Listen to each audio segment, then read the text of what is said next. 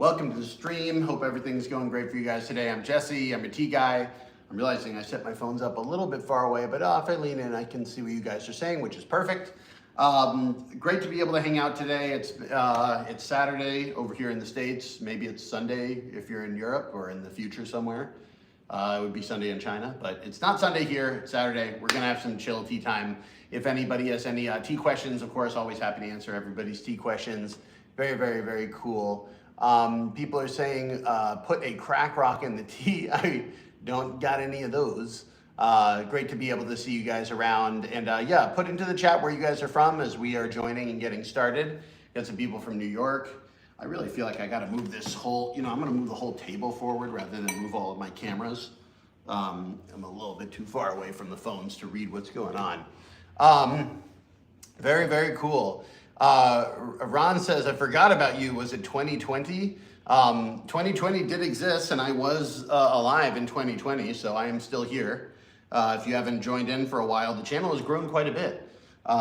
We are, we're doing lots of tea people, like the tea shop has expanded. It's been quite a ride since 2020. I didn't even start the channel until 2021.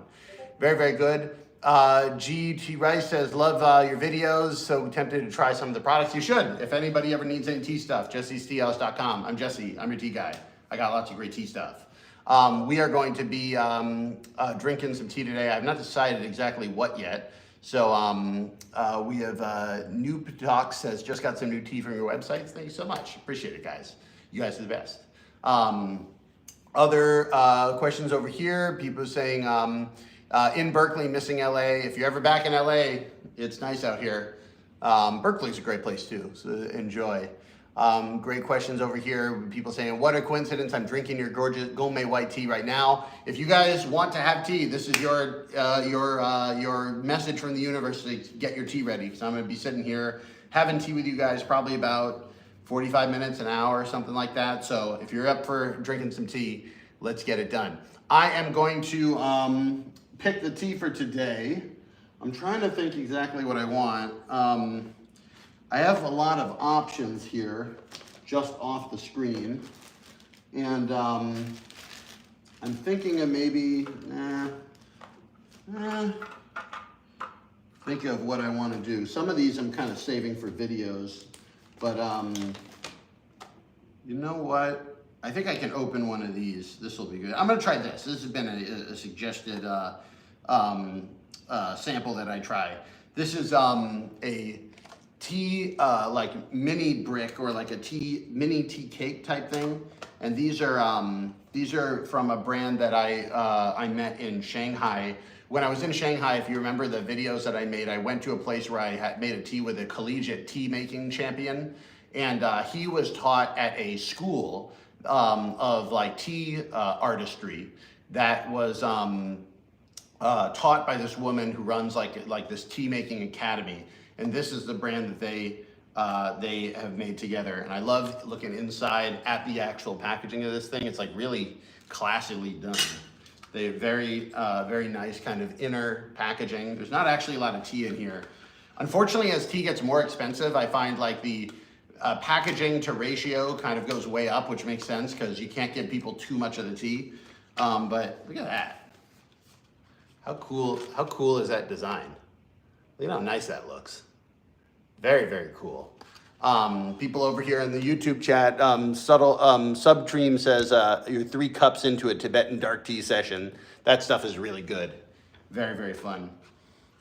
This is a what year is this? 2023 Puer tea, 30 grams. So they have this really nice packaging, only 30 grams of tea, but I kind of like that. Very, very cool. Questions over here. Samto says, finally able to make the beginning of a live drinking Duedo's Iwu with you today. Very good. That's a really good tea as well. Welcome everybody who is a subscriber to the Tea Club and is drinking their tea club teas with us right now. So I'm gonna take off. I love the way these form. So this is the thing I really like about some of the high-end tea brands in China. amazingly enough, the more you pay for the tea, it doesn't necessarily mean the tea will be much better, but what does get better is the presentation of the whole thing, because they know that a lot of the value is added through packaging, especially for that sort of stuff. If you're buying 30 grams of tea and spending real money on it, the tea is really expensive. So, even these little details though are things that you can replicate. It's not that much more money to replicate, it's more just a mental thing. They press the tea very lightly so that you can really tear it apart by hand. And so you can see how thin that is. At 30 grams, each of these is gonna be what, 5 grams? So it's like perfect size for a tea session. And look at this. Oh, that's so nice. Very, very cool. So that's what we're gonna be drinking today, 2003 Show Puer. Other questions, by the way, if you're getting confused about my eye line over here, I have YouTube over here, TikTok over here, and Instagram over here. So if I missed your question, I apologize, put it back in the chat, and I will show you how it works. Kat says, you look like that guy. I'm sure I do. Questions over here. People are saying, just finished a session, Rum Brave just finished a session with the new Luya red oolong from the Taiwanese sampler box, but I suppose I can't start another session. You can do whatever you want, man, but I'm glad that you're enjoying the new Taiwan oolongs. I'm glad we can tell people that, we can talk about the Taiwan oolongs and how you like them instead of me just being like, they're stuck in customs, they're stuck in customs. I'm very glad we were able to solve that problem and get them over to you guys. I spent a bunch of extra money to ship them by air, which really, frankly, was unfortunate because we did all the work way ahead of time to have it done by boat, and just the customs made everything difficult, but that's the reality of life. Not a big deal. Will not change my life to pay a little extra money and get them to you guys faster. It will change your lives. Very, very cool. People over here says, Timeo says, I have an interesting question. In your opinion, does warmed up Teflon frying pan breaks itself due to washing with hot water immediately after cooking? I have no idea how Teflon fryer pans work. So don't listen to my advice on that. I'm a tea guy. Patrick Delaney says, Aduede 2017 Raw Puer is amazing. Super thanks to the tea plug. Thank you very much. I got the good stuff. Anything that has Duedue's name on it, my friend Duedue is a tea guy. We have his Sakura Cloud Sea white tea. Anything that has his name on it, we're selling at a really good price because it's really, really good tea and the sort of stuff that in China would be selling for way more. But we're just like bros, and he is really supportive of trying to get the tea culture built outside of China and also building trust with people. So if we ever put anything super premium on in the future, like people will be like, oh, I like Duedue is a real tea guy, which he is. That anything with his name on it is fantastic. You will not go wrong. So that is what we're up to today. Cheers. I'm actually going to use my glass cup. It'll be easier for you guys to see what the color of the tea is. We're going to do a quick wash of everything. Always good to just give everything a wash off with hot water in a tea tray when you're starting. Very, very good. Loving it, loving it. Got my lid over here. Poured out the first steep. So for pressed teas, you do want to give them a wash. Let it open up. Very, very cool. Questions over here from TikTok says, I know you're a comedian. There's when you coming back to New York and Flushing? I got to do more shows in New York coming this year. That would be a lot of fun for sure. And Flushing is definitely on there. Schnenkening says, is there 30 years white tea out there? Right here, this little square box on the right side of, or I guess it'd be the left side of your screen, and the right side of mine. That little box is 30-year age white tea. I have one small box of it. It's the sort of thing I'm considering maybe putting in my rare tea sampler. Part of the projects I want to get done next year. It's unlikely to happen before the end of this year, but I'm planning 2025 already. And the rare tea sampler is one of the things I want to do, and maybe find a way to get that really old white tea into there because it's really amazing. It's fantastic. Delaney says, are you a Masshole North Shore or South Shore guy? I'm a FACO. I grew up in Newton. I'm a suburb guy. As much as I tell everybody I'm from Boston, the Boston people know that I'm just a suburb guy. So thank you, Garrett Turnbull, for the heart me. Thank you, appreciate it. And questions over here. We have Sophia O says, my little brother killed my favorite tea pet again. No. So think I'm gonna get a Chonky horse. Chonky horse is here for you. Where's Chonky horse? Oh, I think I brought him to another event, so he's not in the apartment right now, but very, very cool. Mark Russ says, when coming a warehouse in Europe? We're working very hard on it. The plan is to have the European and the EU and UK warehouses open by the beginning of November. That's the hope. It might be a little bit later than that, but they're gonna be open for the holiday season if it kills me, because we worked all year on this. I was having calls with people in January about this. And it's like, you know, we're finally going to be able to get it open. We're working really hard. We've bought all the stuff. We finished up all the legal stuff about the paperwork, responsible person, importer, exporter. I'm going to make a video on all the stuff we did. The European regulations are ridiculous. You know, nothing against our European or UK friends, but there's a lot of paperwork and it doesn't really seem to make people much safer.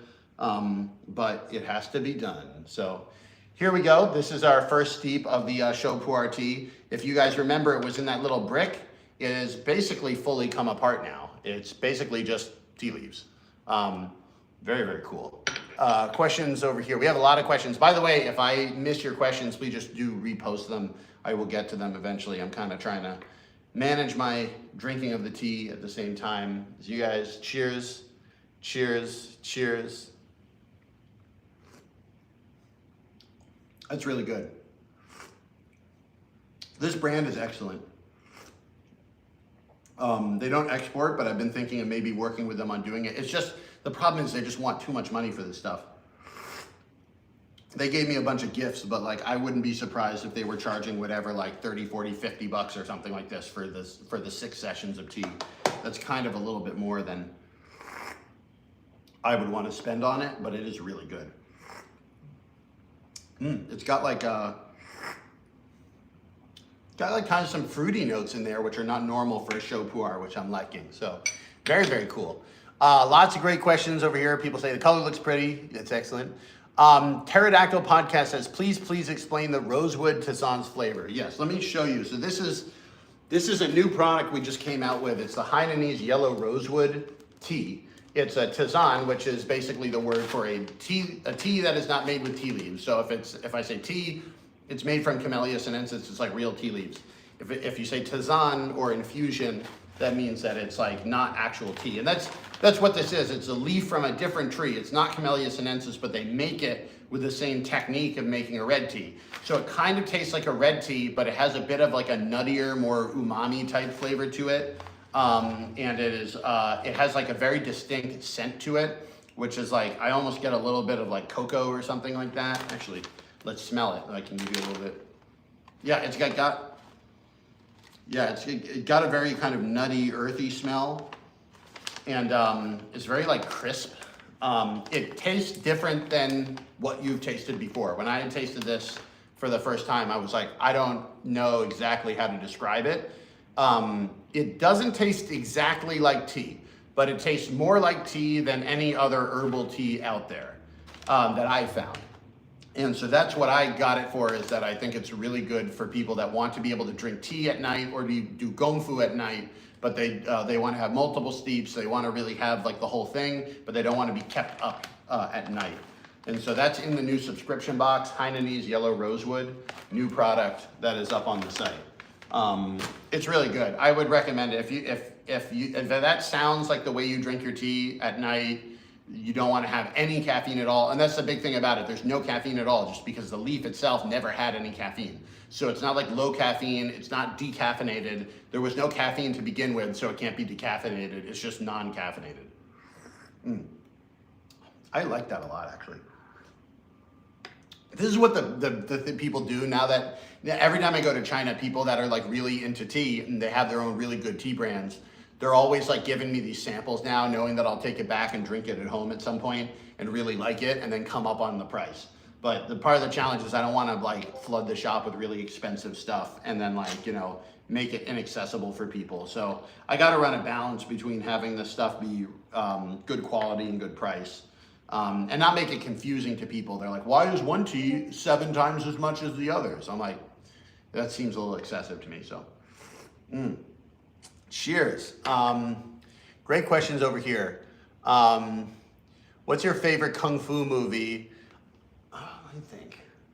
There's a series that's like an old series that's called Kung Fu Mahjong, and I really had a fun time watching that in like high school. I haven't seen it in like whatever 15 years, so who knows if it's as good as it is in my head, but that's pretty good. Yeah, love Kung Fu. Questions over here.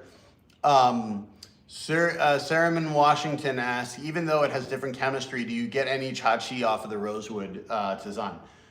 I'd say a little. I mean, I don't, it's definitely not like a raw puer where you're like, you get stuff done today. I don't think it's really, how do I say it? There's something there. It feels a little bit different than than if I have like the chrysanthemum goji berry tea, which is like tasty and flowery and sweet, but it doesn't really do much for my body, I think, other than like be really chill and relaxing and, nice. It feels like there's more than that, but there's not like the sort of keep you up energy. Like that's the whole thing, it's just not caffeinated. So, the chachi is the chachi means tea energy. It means it's all the stuff in the tea. It's all the chemicals. It's like there's 100 compounds in the tea. All that stuff together is the chachi. And so, there's stuff in there, but it's a little bit different. Questions from Dynamic Typo. Is the European paperwork easier or harder than the Taiwan paperwork? The answer is both. You need one set of papers to export and another set of papers to import. And when I did my research on the Taiwan box, my crucial mistake was I did the research on how to import it to America, never thinking that Taiwan would have big problems with how to get it out. It turns out that there's certain papers that they need in order to just have it leave. And this was more difficult than the paperwork that I was dealing with in China. And I just made the random assumption that it would be easier to export from Taiwan than from China because I lived in China for so long and everything there is so bureaucratic. And in Taiwan, they have a completely different bureaucracy and they do things completely differently. And I underestimated how difficult that would be. But cheers, look at that. Good color over here. It actually is a little bit muddier than I would expect, but the taste is excellent from this tea. Oh, that's really smooth and sweet. Good, so for show puer, the cooked puer that I'm drinking today, the really crucial step is the piling, the wet piling. So what they do is they take all the leaves and they put them in a giant pile. They spray them with a tiny bit of water and then the bottom of the pile starts to like ferment and heat up. And that heat and fermentation winds up oxidizing and fermenting the leaves. Now, there's fights amongst the scientific communities in China and America about, is this oxidation, is it fermentation, what exactly are we calling it? But whatever's happening in the pile is a very carefully controlled chemical reaction. And it's also it's like a craft. Like there are places that do it well and there are places that don't do it well. And some places do it well, but they're overwhelmed and they do a bad batch. And some people don't do it well, period. Like it was dead on arrival. It's not going to be great. Obviously, there's many markets for tea, just like there's a tea bag market in America. I wouldn't say it's like a tea bag market in China. The low level stuff there is still better than the low level stuff here, but there is a low level stuff there, and somebody's got to make it. If you are going through a tea producing area of China and you go to like a tourist market, there'll be tea cakes piled up to the windows for $3 a cake. Like that stuff's not great. So there's always somebody who's willing to buy that tea. But this is really good. I expected it to be really good, given the people that made this are running the most successful, we'll say, tea art school in Shanghai. So, and the Shanghai people are very fancy, like they have plenty of money. Questions over here. Guy Iskander says, what do you think of using earthenware instead of using teaware? Is it worth it or just use porcelain? I mean, this is a great question. What is anything worth it as far as tea? I think the key is trying to think about what type of tea time you want to have. If you really care about the pots, if you really care about the clay, where they come from, matching the type of tea to a teapot, if that increases your enjoyment of the tea time, and you have the resources, go for it. I think that there's enjoyment to be had there. Porcelain as a tea making equipment is fairly like standard. It's like it doesn't absorb scent and it doesn't absorb flavor from the tea. So if you wash it clean, you're going to basically have a very clean tea time. The tea Ising pots are famous because they're porous. And they're able to absorb flavor from the tea you're making it. So in theory, if you use the same thing of tea in the same pot, especially if it's a tea that benefits, like say a Puer from intense heat, that would be, I think you'd probably make a little bit better tea. But is it worth it? Depends on how much money and time and energy you have and what you want to put into your tea time. So I would not say you should or you shouldn't, as if, take my advice and go buy like hundreds of dollars of teapots. I think you can have great tea with both. But if I had to say, if you had the time and energy to spend on it, you probably would get a better result out of the Ising clay pots. Earthenware, there are many different types of clay. This is part of the reasons why the Ising pots have been so good, is that they kind of represent a standard of material and a standard of workmanship. So it's hard to say off the top of my head, is earthenware good? It really depends on who made it and where. And so that's part of the reason why porcelain is just kind of nice, because high temperature fired porcelain from many places is going to make similar tea. So yeah. Questions over here. From Ryan Irvine says, hi Jesse, have you been in contact with the clay worker for the cups that sold out real fast? You know when he's going to fire the kiln again? That was a good question. When I left, the artist name is Zhang Jilong. I'll show you the gaiwan that I have from him so you can see what they look like. These were really cool. He gave me this gaiwan as a gift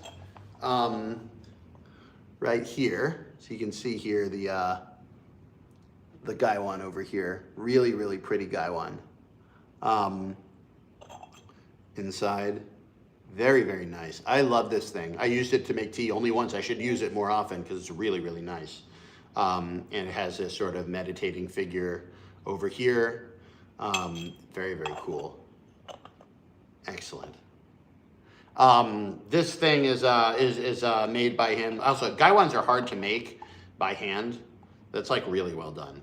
And I love the colors that come out of this thing. I'm not sure if they show up as nicely on the camera as they do here, but this is like very red. This is like very orange red. Yeah, very, very cool. But when last I left, we bought the last of what he had on that session. And I told them, when you fire the kiln next, to let me know. I haven't checked back in with him, so maybe they didn't let me know, or maybe they haven't fired one yet, but it's worth a check-in to try to see what that is like, because maybe we can get some more for people. I'll put that there. That sounds great. Questions over here. That's beauty. Wow, very nice finish. It is really nice. Cone Giffen says, yo, in time for live. Hope it's all going well with you, Jesse. Thank you so much. Yes, everything's going pretty well. Kind of like, life updates. Just like this is like my slow period before we get into the craziness of the holiday season. August is generally a slower month for stuff. It was a little bit frantic at the beginning of the month because we were getting the Taiwan tea samplers brought in, but now that the Taiwan samplers are brought in, everything is like pretty chill. And I'm preparing for, big trip. We're going to, so anyway, I'll keep announcing it over time. I haven't really put out any major videos on it yet, but we are working very, very hard, and we've been working all year to get warehouses open in the UK and the EU. And if everything works properly, it's going to be open in November. So the plan right now is for me to go to Europe and the UK the whole month of October and hype it up and have tea with people. So if you're a tea follower of mine from the Europe or UK, let me know. You can make sure, especially if you're in our Discord, to let me know where you're at. We're going to be, over the next week or 2 weeks, I'm really going to be putting some real work into planning this trip. The hope is to be able to do some public tea events all over Europe. Meet up with tea friends if you're, if you're there, just to let people know that it's open. We're expanding to these areas. I've made a very serious investment in, the new warehouses, the paperwork to be able to do them, the people to file the taxes, the people to do the customs, and then of course buying restocks of everything on the website to send to 2 separate warehouses because I can't have one after Brexit. So the plan is to be in Europe all of October, which is going to be really fun. I want to do a whole bunch of fun tea stuff. I might do some comedy shows as well. And I also just want to kind of have a vacation because I have, I've never spent that much time in Europe before. I've really taken only one good Europe trip while I was an adult. And a lot of that trip was spent in the Baltic nations, Latvia, Lithuania, Estonia. So in terms of like Central or Western Europe, have not spent that much time there. Even Northern Europe, really only the Baltics. So it's going to be very exciting. I'm very excited to go. Mark Rose says, do you come to the Netherlands? I expect I will. The new warehouse is going to be in the Netherlands. So if you live in the Netherlands, you're about to be right next to, the Jesse Seahouse shipping situation there. So, and then the reason I'm doing all of this is, of course, because one, we have a lot of European followers on here. And I just feel bad as a tea guy being like to the Americans, like, I did all this work to make things really easy for you, and the customs are paid, and it ships in 2 days, and you don't need to ever worry again about tea getting caught in customs or customs fees or having stuff shipped one at a time from China and getting lost or taking 6 weeks. And then the Europeans come and they're like, we like tea too. And I'm like, yeah, this wasn't made for you. And it felt really bad. But in the beginning days of the company, there was absolutely no way I could do it. To be honest, the investment I've made in the European and EU warehouses in terms of money and time is actually bigger than the investment I made to start the whole company in the beginning because it was so much harder. And also we have more stuff. Like in the beginning of the company in the States, I had 1 sampler box and a couple teapots. But like now it's like, we have, now it's like, it's a thing. We have to there's a lot of work that needs to be done to be able to sell legally in the EU. And the more work I do, the less I think anyone else is doing it. I'm really not certain how everybody else is selling. Maybe there are easier ways if you're a UK or EU citizen, but I don't think so. I think they still have to do all the importing the same way. So regardless of that, I don't want to throw shade on anyone else's business. Anybody who is selling tea is to the benefit of the tea community, and we need to band together to be able to get people good tea. But at the same time, I really hope that people know about this and are able to get their holiday tea from us, because we will be ready to ship it to you. It's going to be amazing. Questions from Mark Gross: is there going to be a store or only a warehouse? Unfortunately, only a warehouse. I have no idea how renting an in-person store and training staff and all this stuff would work in Europe. I can't even pull that off here in the States. I have like a little tea room that I started recently in Pasadena outside of Los Angeles, basically in Los Angeles. And it's like, this little tea room, we're gonna be open. If you're watching and you're in the LA area, Pasadena tomorrow, 12 to 3 p.m. at Pasadena Lumber and Supplies. There's a guy who's turned his lumber yard into like a public art space. And we have a little room there, which we've turned into a tea room. I'm gonna be there 12 to 3 p.m., Pasadena Lumber and Supplies. You can come by. But no, I would love to have a tea shop in Europe, but I have no idea how I would staff that or do any of it. So, but the teas and all that stuff will be in the EU through customs, no customs, quick shipping, all that good stuff. Very, very cool. Fife, Scotland, there's a great tea culture here from Adam Robotham. Very cool. Maybe I'll find my way to Scotland. Scotland's EU common market, right? If you were in Scotland, you would still be able to not pay any customs for shipping from the EU, right? Scotland, friends, help me learn. Very cool. Daniel Duarte says you just tried the roasted iron goddess and it has like a little bit of seaweed umami taste to it. Try the new oolong sampler, the Jesse and Taiwan oolong sampler. Very good. All 4 of them. There's 4 teas in there. 50 grams of an Alishan milk oolong, 25 grams of the Luya red oolong, 25 grams of the 2 times hand charcoal roasted Dongding oolong, and then 10 grams of the 5-time roasted Dongding charcoal oolong. The 5 times roasted especially has like unbelievable scent to it. Very, very cool. Questions over here. People say Scotland is in the UK. Yeah, Scotland is in the UK, but I thought that there was some sort of thing where like Scotland was still part of the EU common market, but I don't know. Maybe Scotland's been dragged into the UK system as well. So either way, it won't matter to you, I suppose, in Scotland because we have a UK warehouse as well. So if the UK warehouse is able to serve Scotland, great. If the EU warehouse is able to serve Scotland, great. It will automatically populate the cheapest shipping for you anyway. So excellent. Very, very cool. Do you have, Handy Andy on YouTube says, do you have any thoughts on Puer storage location? I know there's a bunch of places, but I have no clue about what they mean for the tea.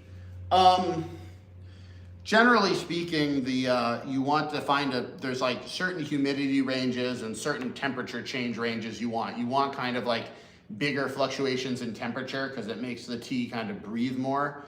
And you want there to be not too little humidity and not too much. I'm not like a global expert in this. I know they age a lot of tea in Hong Kong. I know they age a lot of tea in Shenzhen. Obviously they age tea in Yunnan as well, where it's all made, but there are other places that are better for aging tea. I bet they age in Guangdong. But like, you know, the main thing about this is like, it's hard to, you know, the quality of the leaf, I think, matters in many ways even more than the aging. And that's not to say the aging is not important, but like if you have bad leaves to begin with, it doesn't matter if it was aged perfectly. It's like, it's only gonna get so good. So we're working on that. Very, very cool. Zero Cool on Instagram says, I bought 2 of the Sister Eyes Chendai Mountain collections. Thank you. Enjoying one to now and one to age. Should I remove the plastic wrap from the set I want to age? You can. I originally was told that the plastic would really impede the aging, and then other people told me that it's not as bad as I first thought. We put notices around our big Puer case that tell people to remove the plastic. I think it will age faster if you remove the plastic, but the most important thing is obviously keeping it in a dry, cool location away from other intense smells, and it should just get better. So enjoy. The tea resins will not get better in there, but all the other 3 of them will either be as good or better with age. Very, very nice. Questions. Jas Lassie says, can I age my 5 times charcoal roasted oolongs for 10 years without losing flavor? So obviously I just made these. I don't have a 10-year age version to drink and compare it to. But one of the benefits of the charcoal roasting is that because the traditional charcoal roasting method removes the water slower and more completely than the electric drying mechanism, especially in the stem. The leaf gets dry, but it's the stem that has the water, and if there's too much water and stuff, that kind of makes it go bad as it ages. Specifically because of that, I will say it will probably age better than another oolong of that type. And indeed, a lot of the old aged Taiwan oolongs and stuff like that, it all would have been charcoal roasted. So I think you're actually like good to age that. You know, if you do age it, I recommend you get 2 tins of it. I have the 10 gram that's that's like, you know, vacuum sealed. That comes in the sampler, but then we also have 50-gram tins, and that would be what I would age. There's no point in aging 10 grams of tea, but I would get some extra tins if you really want to put some on the side, and there's a 4-pack combo of the tins, you get a discount, so that would be the way it is. So yeah, very good, great questions. Laura Diaz-Allen says, we're coming to hang with you in Pasadena tomorrow. Great, do we need to RSVP? No, you don't. 12 to 3, just show up. Just be aware, like, last time we had a whole bunch of people there. There was like different people at different times. Just like be ready that there might be people there or not. I don't know. I'm just trying to find a way to have fun with this tea room. I don't want to wind up giving myself a job and run a tea house that's so complicated. Now I have a huge job of managing a live house. So this tea room is kind of an experiment for me to have a place where I'm occasionally there. If I'm around on the weekend and there's fun stuff going on at the Arts Center / Lumberyard, I'll be there and pour tea for everybody. And obviously there will be like cool stuff going on there. There's somebody who's gonna be doing tattoos there, if you want a tattoo.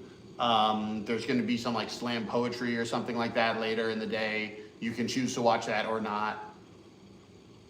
Up to you guys, but yeah, it's great, I love it. Questions over here from Amina Kitakadajama. says, do you think a 100 milliliter gaiwan is too small? I think 100 milliliter gaiwan, I would do maximum 2 people. This is 120 milliliters. I can do 2 to 3 to 4 people with this. Over 4 people, this size gaiwan is not really enough. I would switch to a teapot of some sort. But 100 milliliter gaiwan is definitely enough if you're making tea just for yourself, and probably also enough for making tea with 1 guest. That's what I would say. By the way, this Puer continues to be very good. This is another aspect of like the higher end tea, is that a lot of teas will have like good middle steeps, but like good beginning steeps and good end steeps are also a way of kind of separating yourself as a tea and as a tea merchant. Like, you know, how does your tea react on there? This one so far is doing really well. It's still getting darker actually, even many steeps in. Look at that, very, very good color over here. Questions over here from DM says, hi Jesse, enjoying the 1,000-year-old red tea currently. Hope everything is well. Cheers, thank you. Hope you enjoy that. That's one of the best teas on the site. Sister Eye's 1,000-year tree red tea. Very, very good. Excellent.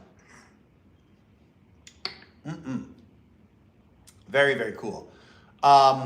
Other questions over here says, Lucy Johnson says, a lot of tea tins seem to have bags of tea in them. Is that just for packing simplicity, or is there a reason to not store tea directly in the tin? I'm trying to remember how we packed ours and what the reasoning was. I don't think it would really, I mean, I don't know, I guess it depend on the material of the tin. Aluminum, I don't think really like chuanwei, like sends flavor back and forth. That's something I remember when we were thinking about how to pack our tea tins. We thought about this question and we picked what we believed to be the best option. So that's the way to do it. Questions over here. Luke, Tahoe High Mountain Early Morning Podcast. Very cool. I remember when Tivana was new, I wish there were similar tea places I could go to and try and buy teas. I know it's unfortunately the reality of tea buying in the West is this. It's hard to find, there aren't many places that have places that you can try to make tea. And having a brick and mortar and being able to give people samples has no relations with whether you get good tea from China. Getting good tea from China is about having personal relationships with the farmers, not about whether you have a brick and mortar store in the West. Obviously, if you have a brick and mortar store and have good relations with the farmers, this is best. But there's actually not really a correlation between people that run brick and mortars and people that have good tea.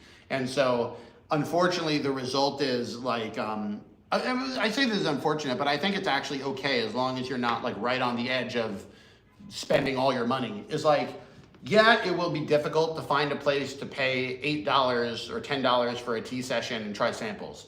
But if you just accept that like you're gonna have to pay $20 or $30 or whatever for like a 50 gram bag, now you have a lot of tea. Instead of spending half of the price of the 50 grams on one sample, get the 50 grams. And yeah, if you don't like it, you don't like it. But like you experiment, you find teas. And if you have stuff that you find that it's like, I just don't wind up drinking, give it to a friend. Like, you know, anything you get, at least on my side, is gonna be good. It may not be to your taste, but somebody will enjoy it. It's not gonna be Junko. But I would recommend you use some like good trusted online vendors for that. It would be really nice to be able to give people samples, but I've looked into it every which way, and it's just like, I haven't figured out a way to do it. Because I don't have the brick and mortar. And when I look into getting the brick and mortar, it's so incredibly expensive. I'm like, the rent is nuts. Like the only way I thought it would financially make sense is if you buy the building, but now I have to have this enormous amount of money to buy a building just to make the operations of the tea house work. And then even if you have the brick and mortar, and they decide to raise your rent goes up every year, and like you're screwed. And if they wanna move you out for another tenant, you're screwed. So it's just like, I don't wanna live in a world where my tea house is like, oh, the landlord's gonna destroy it after I spent all this time and energy to build it. So in the meantime, I'm sticking to the internet stuff, and then doing in-person live events like the one in Pasadena tomorrow. So if you're in Pasadena, 12 to 3, Pasadena Lumber and Supplies, come have tea with me. Cheers. Great over here. China Native says pop-ups is a great idea. I've been thinking maybe next year about doing like, contacting like museums and universities and maybe, I don't know, libraries, bookstores, any place where like you could have a pop-up tea house for like a week and like maybe say like, hey, can we spend a week in Chicago? Can we spend a week in New York? Can we spend a week in Atlanta? You know, like, can we go and do this somehow? Go to these different places and, find a way, see some friends, have some tea, do some comedy shows. I can run the company from the road. I do that when I'm in China, so. China Native says, or tea shops to host you or sell your products. Unfortunately, that would be the most sense, but it makes the least sense for me because if I have tea customers, I can't just like bring them to somebody else's tea house and now they're like, oh, this is even better because I don't even need to wait for the internet anymore. So also it kind of makes me seem like an endorsement. Like I haven't tried their teas. I don't know if their teas are good, but just because they have a place to make the tea and boil water doesn't necessarily mean I like or trust their teas, but I'm not going to be able to say that in front of all the people at their tea house when I'm making it. So unfortunately, tea houses probably won't work. And most tea houses don't want to sell my tea, they want to sell their tea. Like, not unfortunately, it's just the way it is. Tea houses are very expensive. Like when you go to a tea house and you pay for their tea, you're paying for their rent. The cost of their tea, they still have to pay all the costs that I do to get it over, plus the rent. So the challenge is like, how do you make that work? This is the reason I don't have the in-person tea house. I just don't see how the numbers work without a really dedicated owner who's there every day. But I ran a comedy club in China for 5 years and I was there every day and I know how hard it is to run a good venue and I don't want to do that again at this time in my life. It's just way too much work to do it well. And why do anything if you're not gonna try to do it well? So questions, so from Eighth Blathering says, is there a place on your website where you can request a visit to a place for your UK and EU tour? You can either email tfriendsupport@jessieseahouse.com to let me know, or if you're on our Discord, you can go into the EU chat on our Discord and recommend places. If you have ideas for me to go, I'm really very open right now. This next week is gonna be when I'm gathering ideas for what I wanna do. There's a possibility there's gonna be like a tea festival in Brussels in October. I'm talking to some people from there.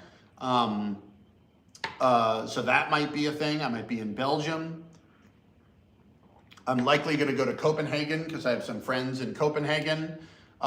We have a part-time employee in Hamburg who is a tea guy and a follower of the website and a tea drinker, and so I'll probably go through Hamburg. And I'm probably going to be in Rome for at least a little bit because part of the reason I'm doing this trip is because I have a friend getting married in Sicily on the last week of September. So I was gonna be in Europe anyway. And so if I'm gonna be in Europe anyway, why not really make it a trip? It actually lines up perfectly with the timing of the release of our warehouse anyway. So excellent. Very, very cool. Awesome. Mitchell Clark says, I don't want consumer grade tea. I don't want consumer grade tea either. Cheers. I drink tea every day, and even though I drink tea every day, tea time is important. Why would I have a single tea time with bad tea? It's like, the most expensive tea on my site is like $4 or $5 a session. Like I can't spend $5 on myself. Like you go to Starbucks, you spend $5 on a Junko, or like, easy, a slice of pizza is $5 in LA. It's like, you can have really top grade tea for that price. So it just doesn't make any sense to me that like, the world is so expensive, it doesn't make sense that I would like try to save on my tea by like having a tea session like this with either by myself on live stream or with friends or even just by myself for myself. Like that, this is not the area where I'm gonna make up the difference between like living well and not living well. Like the living well price is so low that it really works. Thank you again, Laurent T, for the bracelet and the heart. I appreciate it. Very, very cool. Other questions? I've been missing a couple questions here on YouTube. I'm sorry about that. Matthew Reynolds says, online tea house allows people to chill for tea time like right now. Exactly. It's like, this is like, I'm able to get a lot of the kind of interpersonal fun that I'd like to by doing some small pop-ups and then also doing these live streams. It's like, it's fun to be able to chill with y'all virtually. And also the thing is, I know people that run in-person tea houses, they're so busy. You know, I occasionally have people who like run in-person tea houses and they're like, what advice would you give me? And I'm like, honestly, my advice is internet. And they're like, yeah, but I'm so busy running the brick and mortar. I'm like, this is why I don't have the brick and mortars, because like it takes a lot of time and energy to do the internet well. And if you do that, you can share tea time. We got 100 people on YouTube. We got 36 on TikTok. We got 14 on Instagram. These are not enormous numbers, but like you can't have 200 people in a tea house all day long if you were packed. So it's like, it's not exactly the same thing, but it's like, there's a lot of value, I think, in doing this online and sharing the knowledge online, because the reality is most people are not going to live right next to an in-person tea house. Even if you had 100 of them around the country, most people are still going to be online. And so it makes sense to kind of proceed from hanging with you guys first and going from there. So cheers. This is also low commitment. Mitchell Clark says, yeah, I mean, it is low commitment, but I actually think that's a good thing. I think I live in LA, right? Hollywood, screenwriters. I don't want to be that guy that's like, I spent 10 years in Hollywood trying to make one movie. Like, you should have stopped. Like, that's way too much commitment for a project that you have not seen results from. This is one of, I think, the biggest thing as an artist, as a creator, as somebody who uses that to make their living. One of the biggest like shames I always see is like truly interesting, truly creative people that just don't understand the idea of like there's a low cost version of everything you want to do in life. If you want to be an animator, draw one picture at a time and use speech bubbles and do comics. Like, you don't need to draw 24 frames to see if your idea works. If you want to do a cooking show, don't shoot a 20-minute cooking show with no help. Shoot a 30-second cooking short and put it on the internet. Like, if you do that well, you can always do the recipe again on a 20-minute thing once you really have a following. Like, no one said you can't do the same thing twice. And if you're interested in like, oh, well, the first time I did it, it's the only time I want to do it, that's fine. As an artist, you can do that. But like, don't expect to make your living doing something really well and then never doing it again, even if people ask you for it again. It's like, I have great stand-up jokes. I have to do the same jokes again. Like, if I'm like, I'm only telling the same joke once, like, you're not going to make it as a stand-up. And the iterative process of making something, seeing the results, getting the comments, talking to you guys, coming back in, doing it again, getting more comments, coming back in, doing it again, every day getting a little bit better. Like, this is like a hugely helpful way of looking at things. And the tea house has been the same thing. We started with one tea sampler, and then we expanded to more tea pets and more tea cakes, and we expanded to making tea sets, and we expanded into sharing kettles and stuff like that.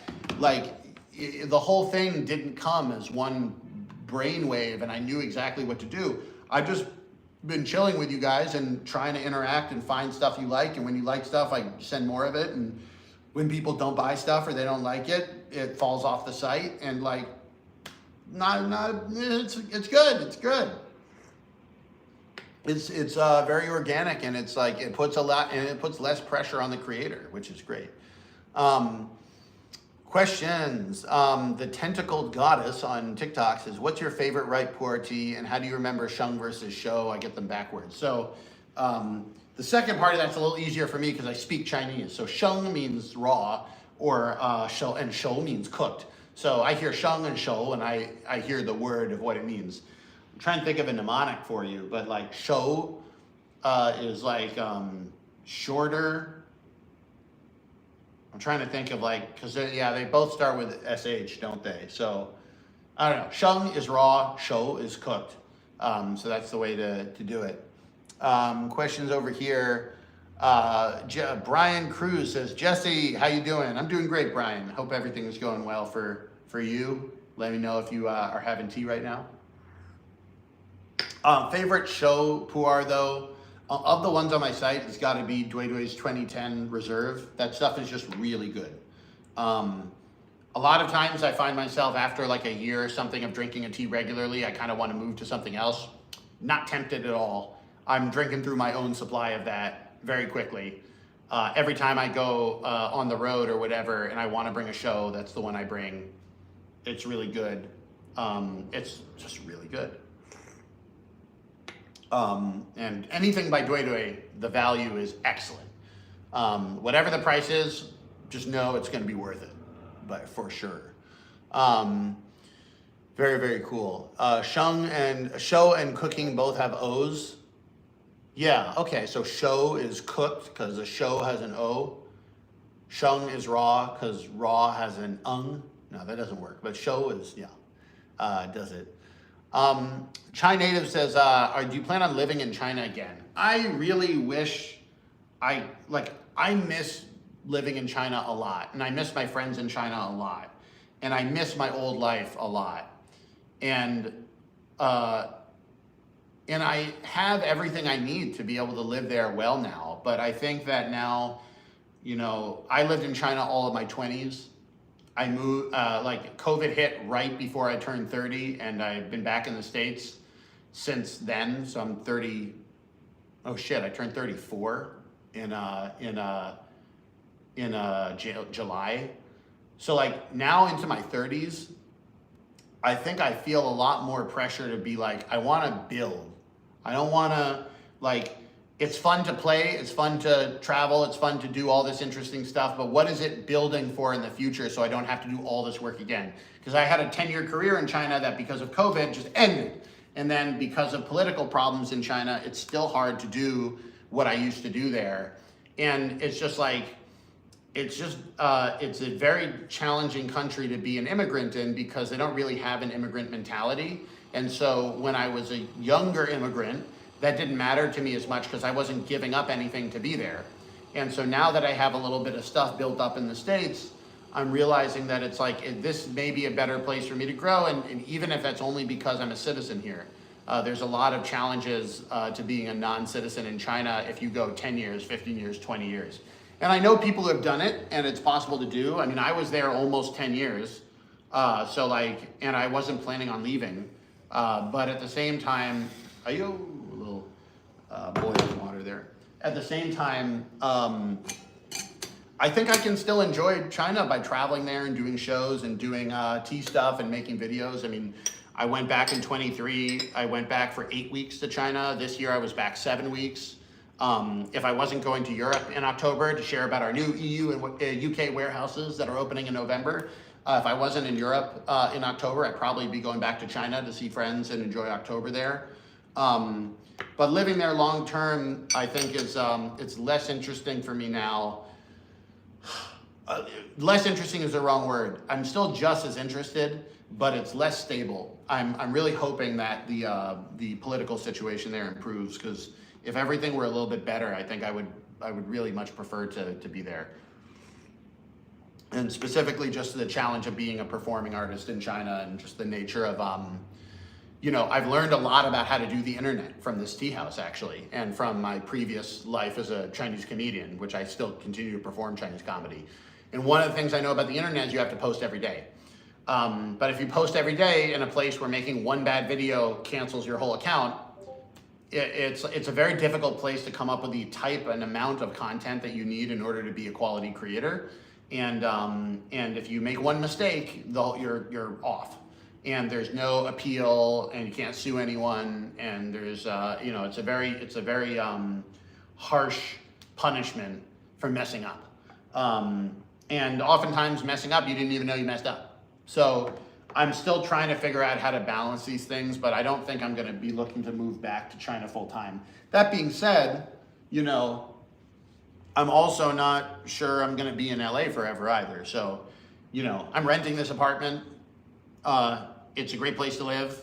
I'm not tied down here forever. So we'll see where the future goes. 4 years ago, I never would imagine, 3 years ago, I never would imagine I'd be doing a tea live stream for, we got almost 200 people on all the different channels. So cheers. Questions. Are there any kosher recommendations for tea from B Freak? My understanding is that black tea is automatically kosher, but if you want like parv, like actual kosher approved stuff, we have not been able to send any rabbis out to our facilities, unfortunately. Although I know that there are rabbis in China that do that, and you know, I could actually look into how much that is. Maybe it's not as bad as I think. I just assume it's going to be really expensive to hire the rabbi to go and make sure the thing is kosher. And again, like our main audience group are not necessarily Jews. I happen to be Jewish, but like I'm not a big worrier about the kosher situation.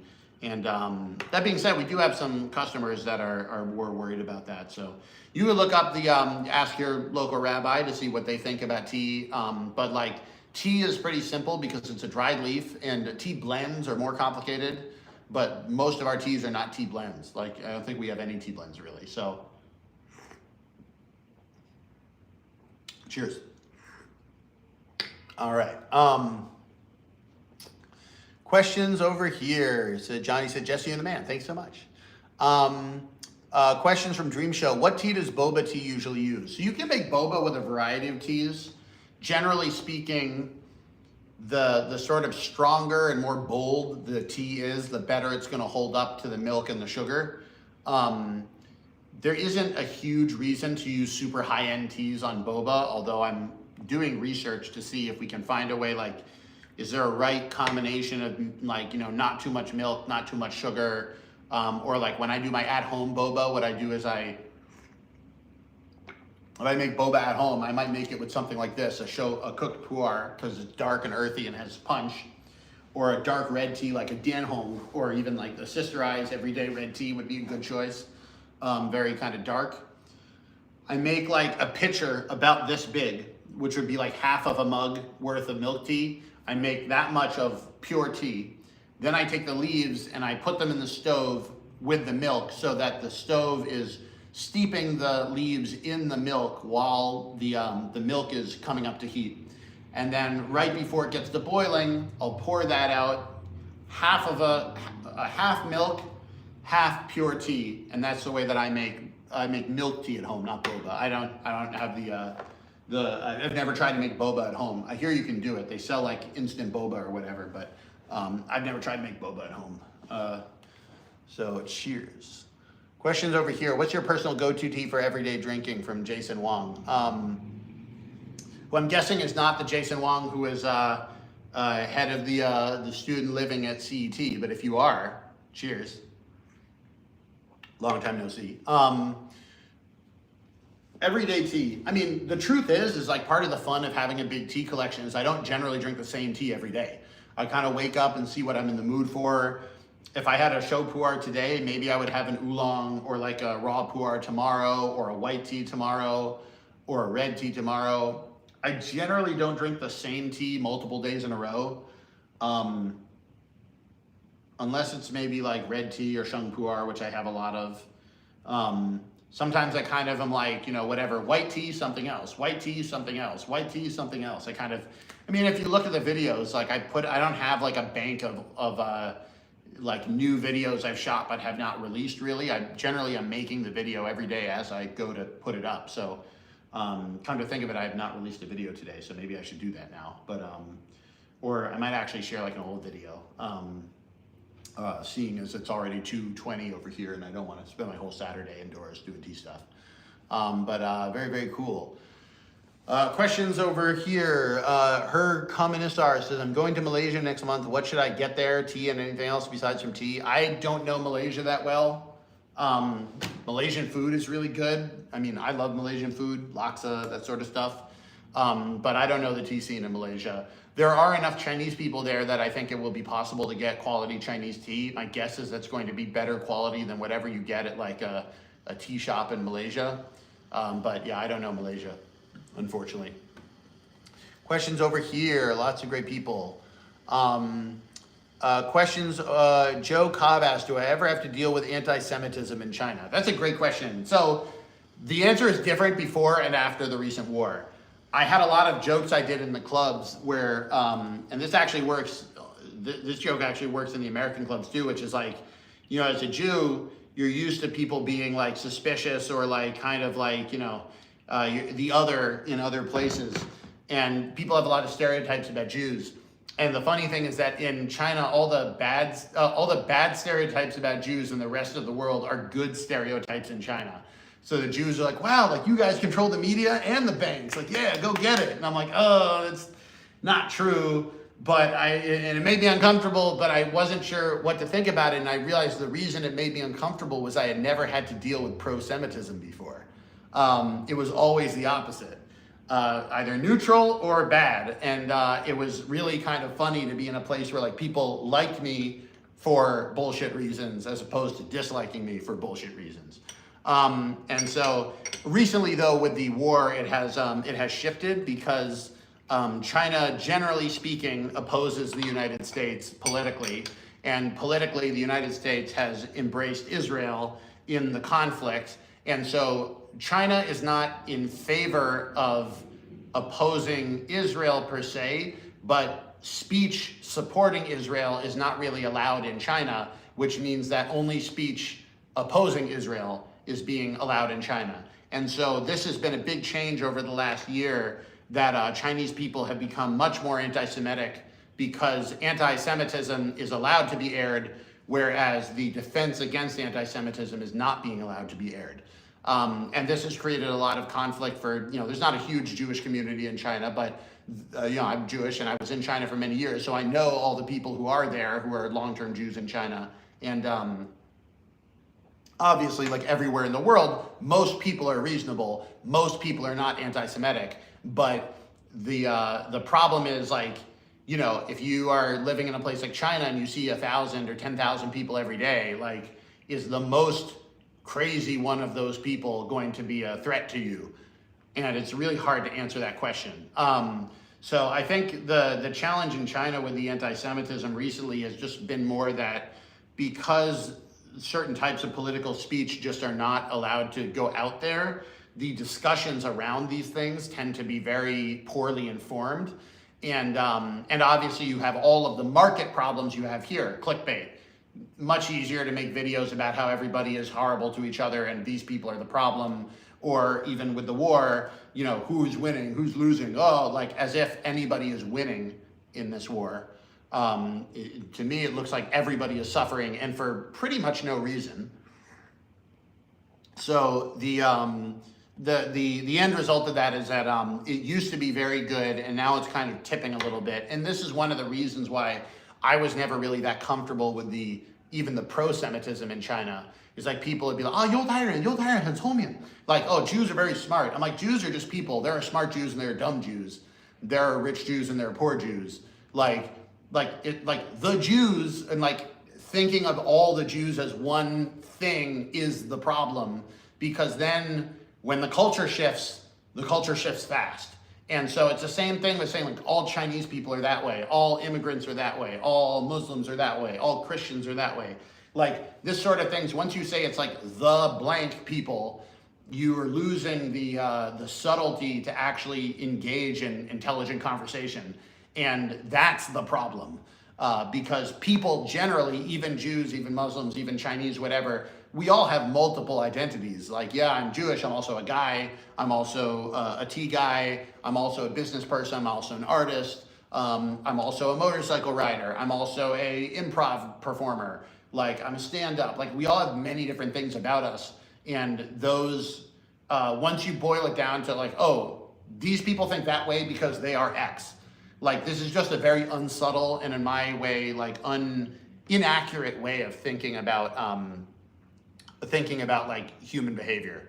And so that's one of the reasons why I it's frustrating to me. But yeah, and also the other thing about whether it's Jews or whether any group within other places, like a lot of the things, like when people are anti-Semitic or anti-Muslim or anti-anything, it's really frustrating as the group that's being talked about, but it really doesn't have anything to do with you. It's all about the other person, the problems they're having in their life. And like, people don't hate on random people for random reasons. They hate on people that are causing them to have some sort of strong emotional reaction. So really, like me being Jewish has nothing to do with them. It has to do with what situation they're in with their life, that they decide to be anti-Semitic, or that they decide to be anti-religious, or they decide to be anti-capitalist, or whatever. Whatever the anti thing is has much more to do with what the person is dealing with over here than the reality of what's going on in the thing they are opposing, in my opinion. So it's not a nice thing to think about, because it's like, well, so why are you hating on me? But the reason is not usually me. I didn't do anything to anyone. So that's the way that it works out. It's definitely a little bit of a rant over here. But question over here, Joe Cobbs says, great answer regarding Judaism in your family. Is your family Ashkenazic, Hebraic, Mitzvah, etc., or you just have some looks like you have some English in you? No, we're all Ashkenazi Jews from Eastern Europe. The area where my family immigrated from, the survivors in my family immigrated before the Second World War and were in America before the Second World War. As far as we know, everybody else on the European side of our family was killed in the Holocaust. And so we have no connection left to anywhere in Europe, at least in my family. And the villages that the Jews in my family came to America from, it was Russia, then Poland, then Russia, then Poland, then Russia, then Poland, depending on which duke owned the land. And neither the Russians nor the Poles would have called the Jews Russians or Polish, and the Jews would not have called themselves Russians or Polish. So it's kind of a moot point. But no, we're all Ashkenazi, whatever, sort of like Eastern European Jews in my family. But again, it's part of the reason why we don't know more is because everybody else was killed. So there's a lot of Jewish families like that where they had family over in the old country. Everything got blown up when the world ended, and it's only now, whatever, it's 25, it'll be soon, so it's going to be coming on 80 years since the end of the Second World War, and it's only just now that the Jewish population is reaching what it was before the Second World War. So, cheers over here. Questions over here. Very cool. Ever sampled any tea from Korea? Saramus asks, ever sampled any tea from Korea? I have. I went to Jeju Island in Korea. There's an island off the south coast of South Korea called Jeju Island. And I used to go there actually a lot because I used to perform on Chinese tour cruise ships that were cruising from mostly from Tianjin in northern China to Busan and to Jeju in Korea and coming back.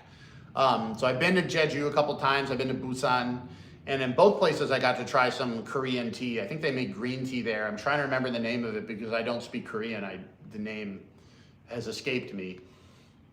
There's not a lot of tea grown in Korea because it's so far north, but Jeju Island is the areas that I know that have those tea areas.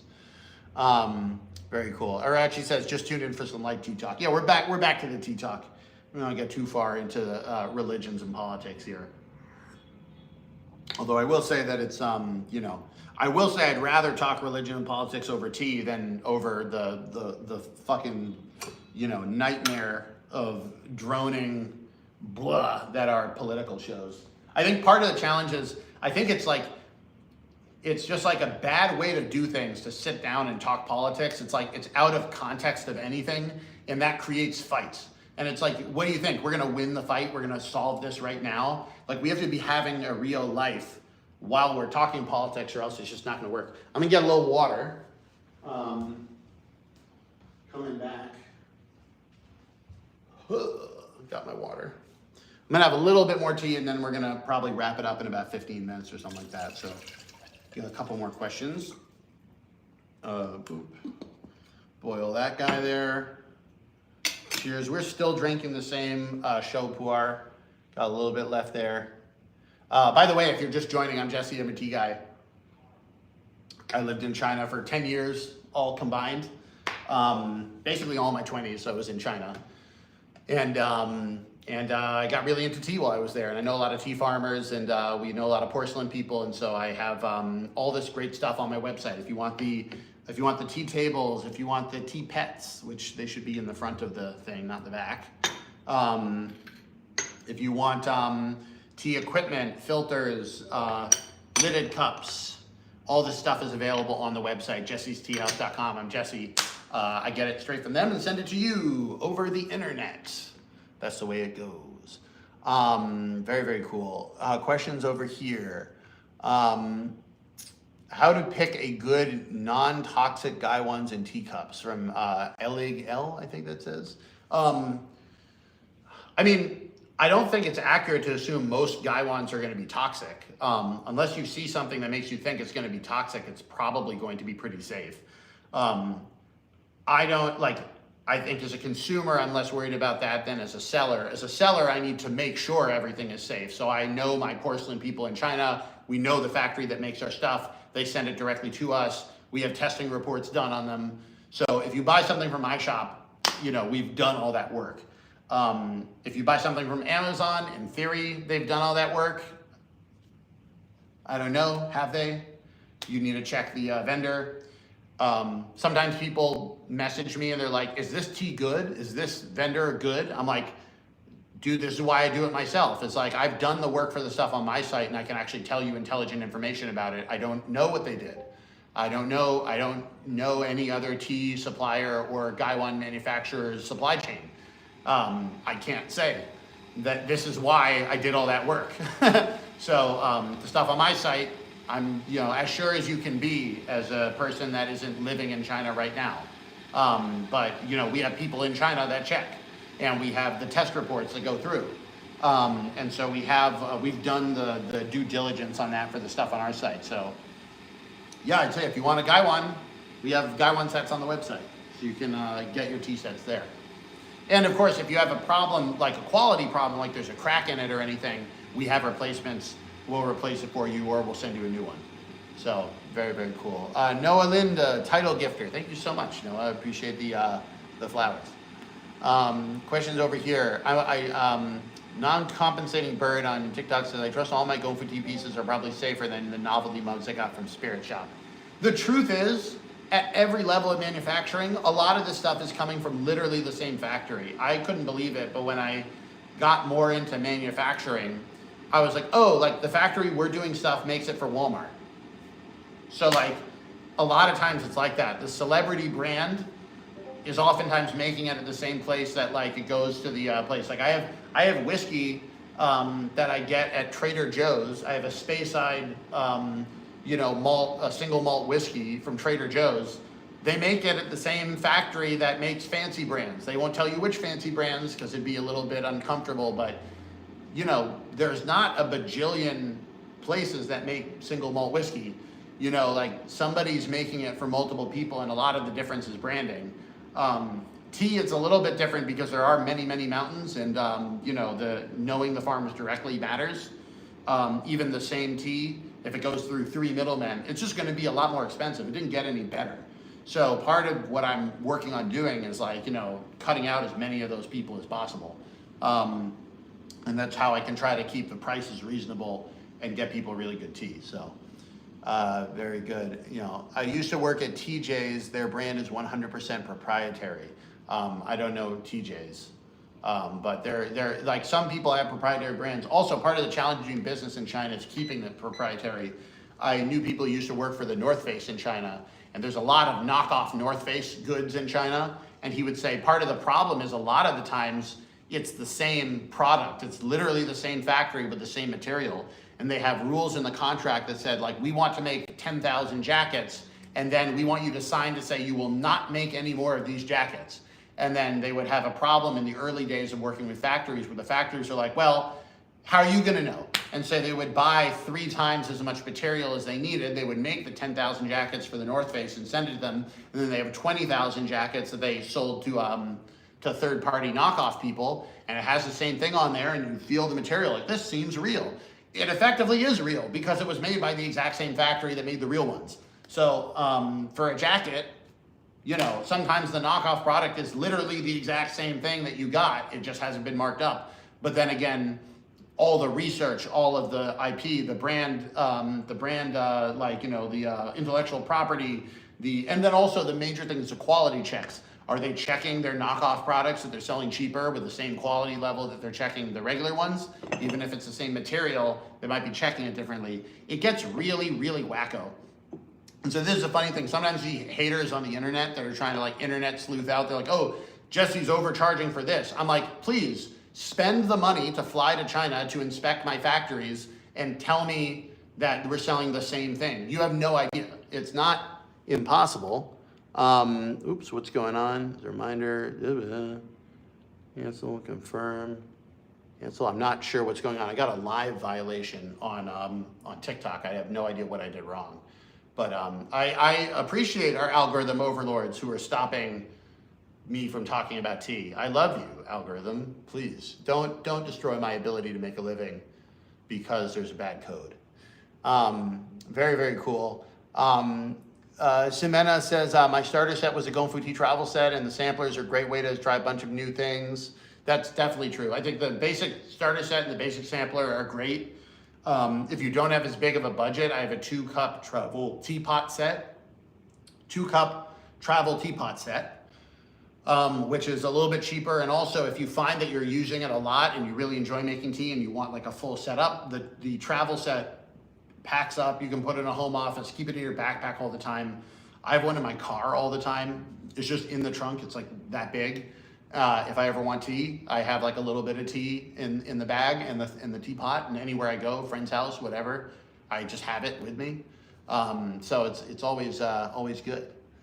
I think I'm gonna get going. It's almost 2:40 now. I think I've been on here about an hour, so maybe a little more. Oh, I've been on here an hour and a quarter, so that's the way to do this. Questions, Matthew Reynolds said, this is why we need our logistics planes from the source, live on TikTok, YouTube, etc. I can't see what you said at the end. I was really impressed with live streams in China recently at Duidui's. Yeah, I mean, this is the other thing. It's like sometimes people are like, oh, he's buying it on Taobao. And I'm like, I'm not. Like, I'm literally on the tea mountain with the people who are getting the tea. Like, I don't know what they're saying. I mean, I don't have an exclusive contract with people. If they want to sell it on Taobao, or if somebody else wants to knock off what they're doing and put it on Taobao, I don't have like a crystal ball that can see all things about all items on the internet. But I'm not getting it on Taobao. I'm in Yunnan with my farmers and my tea people drinking tea. It's also just like uninteresting. Why would I want to live a life where I'm just like, drop shipping everything? There are certain items that I like. The kettles on my website, I'm very clear about this. They're made by Brewista. I don't manufacture these kettles. But that's because I don't know anything about kettles, and I do know stuff about tea and porcelain and tea stuff. So like, I'm not gonna like randomly buy a kettle and slap my logo on it and then just be like, it's done. Like, I don't know anything about that. So I have their kettles on the site because people kept asking about kettles, and I use their kettle, and so it seemed silly to not have them on the website. But that's definitely the way that I would do it. So last couple comments here. We're gonna be getting going.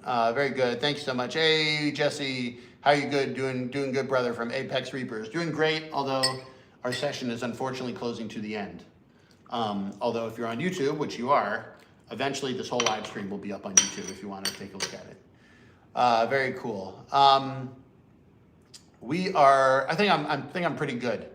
I'm having a great time being able to share this tea time with you guys. Also, last announcements, again, if you're in LA and you want to come to have tea with me tomorrow, 12 to 3 p.m. in Pasadena at Pasadena Lumber and Supplies on Lincoln Avenue. I think it's like 1464 Lincoln Avenue or something like that, 12 to 3 p.m. Come, have a good time. Jesse Seahouse, as always, if you like anything you saw here, you want to get really good tea, you want to get into tea, you want to try stuff for the first time, or you're a tea guy and you will be able to navigate the website and see the great stuff I have there. jessesteahouse.com, www.jessesteahouse.com, real fun stuff. And all the stuff is in the USA. If you're in the USA, it'll ship within 2 days. It'll get out to you very, very quickly. It's all through customs. Everything is great. And yeah, just really great to be able to share tea with you guys today. This Puer is really good. I'm gonna ask for the price on it, even though I'm gonna be disappointed because it's probably not worth whatever they're charging for it. But it is really good. So thank you all so much. Have a good one. Enjoy the rest of your weekend, and I'll see you guys around. Bye-bye. See you guys around. Bye-bye. There you go. Goodbye, guys. See ya. Bye-bye. How do I turn this off? There we go. Bye-bye.